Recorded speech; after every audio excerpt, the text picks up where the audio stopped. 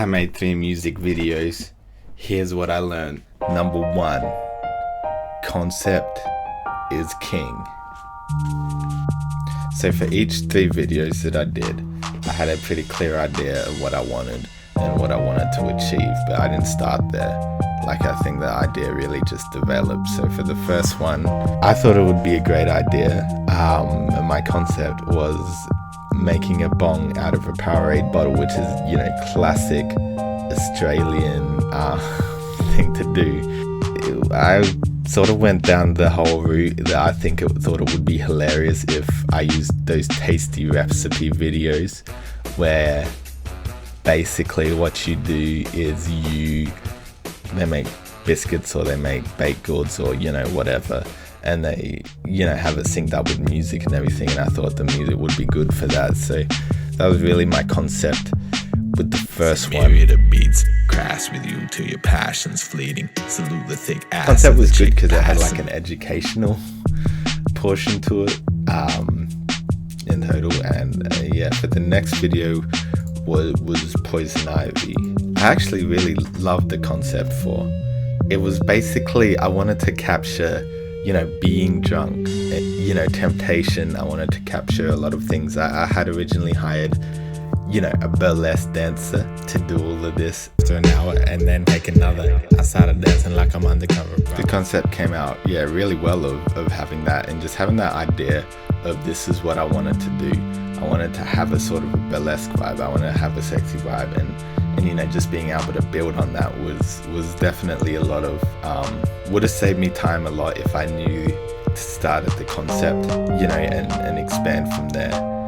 But I did definitely enjoy how it comes out and enjoy a lot of the scenes that I got from this concept.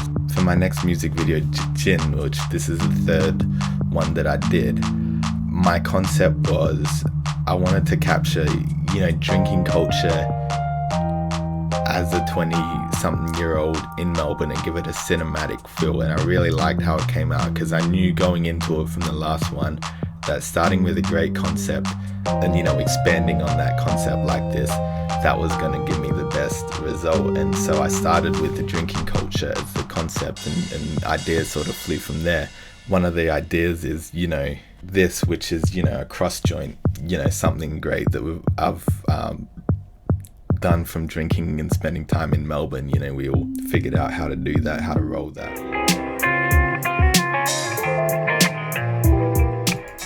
Next one is here, which is shotgunning a beer, something that a ton of people have probably done, you know, and you know, I just had that one concept and it just kept going from there.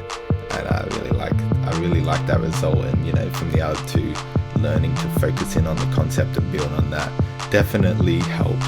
The second thing I learned through all of this is the concept is king, but communication is also king. There's 2 king, communication and concept. With Bored Kids, this was about the extent of what I did in terms of communications. I just said that I was looking for a clip for a bong and Powerade bottle for my own personal music video, wanted to be tasty style of recipe. I messaged a ton of people, as you can see here. They were, you know, had done this sort of stuff in the past, so I figured that was a great idea to, you know, get in contact with them. Maybe what I got from them wasn't as great as it could have been if I had definitely communicated it more. I was really happy with how it came out though. This guy was awesome. He had worked with likes of the Rocks family, Gordon Ramsay, fucking dog shit, Michelin star kitchens, highly awarded. He'd had a lot of things, and he basically got back to me and was like, yeah man, no problem, I can do this for you. I don't know how to do it. So I sent him a wiki how of how to do it. Which was a lot of fun. I do think at the end of the day I could have definitely communicated more and it would have made our lives a lot easier, even though I am definitely happy with how it turned out. With the second video, Poison Ivy, communication was interesting because I originally had someone else booked, a burlesque dancer who we figured out this whole routine with. Last minute, she just bails on me. Bye bitch, I'm gone.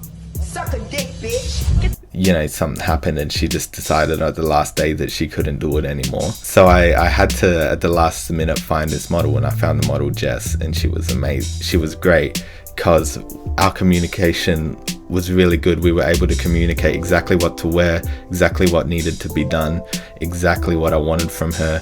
We actually called each other and had like a 2-hour, hour and a half, 2-hour phone call, in which we sort of talked about, this is what I'm going to need you to do, this is what we need you to wear. So super last minute we were able to do that, thanks to having great communication, having a great idea of the concept already planned out. It was last minute though, so the day before she was the day that I booked her. So yeah, definitely having a strong communication helped us able to make everything as great as we were able to make it. Right in the city where the drugs run.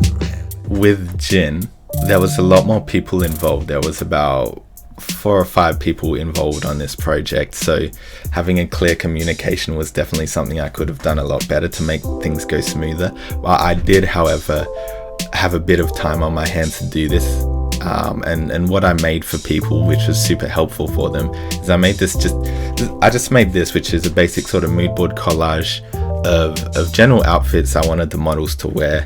We've got the girl drinking beer, and then we've got Oprah drinking VB. We've got this scene here. We've got these sort of hipster clothings. So generally I wanted like the hipster sort of vibe for Jin. And I made this collage that I was able to send to each of the models, and they were able to, as you can see, everyone had that sort of hipster sort of outfit. And I didn't have to talk too much to them about it. They just sent me things, and I authorized, and I was like, yeah, go ahead, or nah, it's terrible. And yeah, it was, having that was helpful for the models. What was also helpful for the guy behind the camera was I made this film walkthrough. Look at that, just a basic walkthrough of, this is what I want for this portion, this is what I want here, this is what I want here. So just having a basic walkthrough of how the film was going to go was definitely super helpful for that. So I would highly recommend making this and just sending that out to everyone working with you, so they have a very strong image in their head of what they're going to do for the day. So communication, 100% second king. The third thing, the last thing that I learned that was actually probably the most important, was everyone cancels. I had about 10 people cancel on me, and I only worked with a total of 6-7 people. So many people just bailed and cancelled. There was that person who last minute cancelled that burlesque dancer. I had someone cancel. I had a cameraman cancel. I had my other cameraman try to cancel for Jin. I had this person cancel. Which was interesting. Yeah, I had this person cancel, who she messages me saying she's up for it. I give her the details of what it's going to be. And yeah, I found her off a site. I found her off a Facebook group for modeling. I mentioned what I'm going to look for. She says, hey, interested. And then she let her know where she is, and she just never responded. So there's some things, there's a lot of people that are going to cancel, and you've got to be in your head just ready to be like, okay, I had that burlesque dancer last minute cancel. I had to call up someone, on the last day and walk her through the project. So be ready for people to cancel on you, and then have an idea of who can replace them, or what are you going to do if this person doesn't turn up. So yeah, definitely having a backup and being prepared. Apart from that, I was really happy with how they come out. A lot of people's responses was super positive, which is always great to see. And yeah, if this helped you out or was interested at all, feel free, hit that thick sub button, and I'll catch you next time.